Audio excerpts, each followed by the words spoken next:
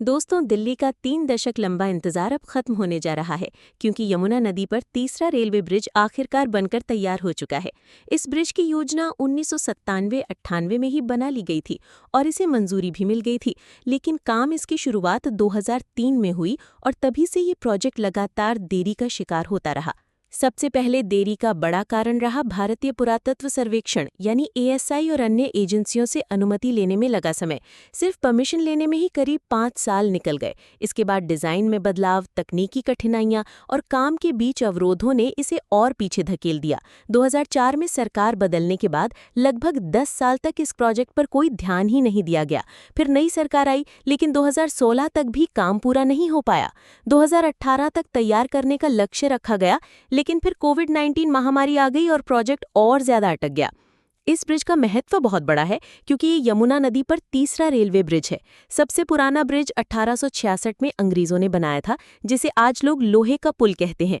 ये पुल इतना पुराना हो चुका है कि बरसात और बाढ़ के समय ये जल स्तर के संपर्क में आ जाता है और सुरक्षा कारणों से ट्रेनों की गति केवल 10 किलोमीटर प्रति घंटा तक सीमित करनी पड़ती है।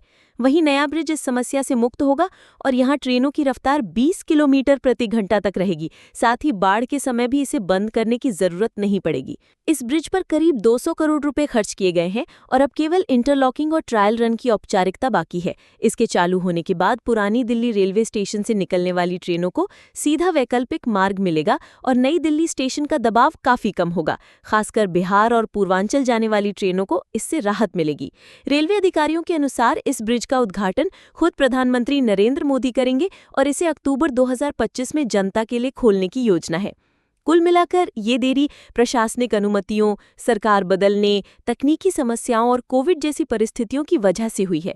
लेकिन अब ये ब्रिज तैयार है और दिल्ली एनसीआर के रेलवे नेटवर्क को नई गति और मजबूती देने वाला है। अगर आपको ये जानकारी पसंद आई हो तो हमारे चैनल को लाइक और सब्सक्राइब करना ना भूलें।